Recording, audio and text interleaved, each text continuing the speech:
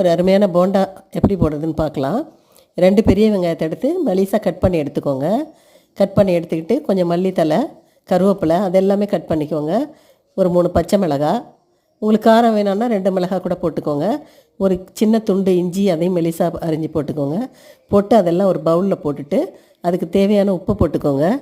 உப்பு போட்டுட்டு ஒரு சின்ன டீஸ்பூனில் மிளகாத்தூள் 1 ஸ்பூனு, கொஞ்சம் மஞ்சத்தூள், பெப்பர் அதே மாதிரி ஒரு சின்ன டீஸ்பூனில் 1 ஸ்பூன் போட்டுக்கோங்க.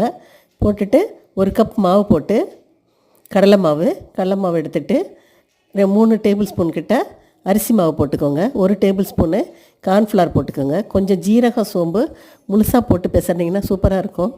ஒரு கரண்டி எண்ணெய் போண்டா போடுறது காய்கிறதுலேருந்து எடுத்து ஊற்றி இந்த அளவுக்கு கரைச்சிட்டு போட்டிங்கன்னா சூப்பரான போண்டா ரெடி. நல்லாயிருக்கும். சூப்பராக சாப்பிட்டு பார்த்துட்டு எப்படி இருந்துச்சுன்னு சொல்லுங்கள். கமெண்ட்ஸ் பண்ணுங்கள், ஷேர் பண்ணுங்கள், மறக்காமல் சப்ஸ்கிரைப் பண்ணுங்கள்.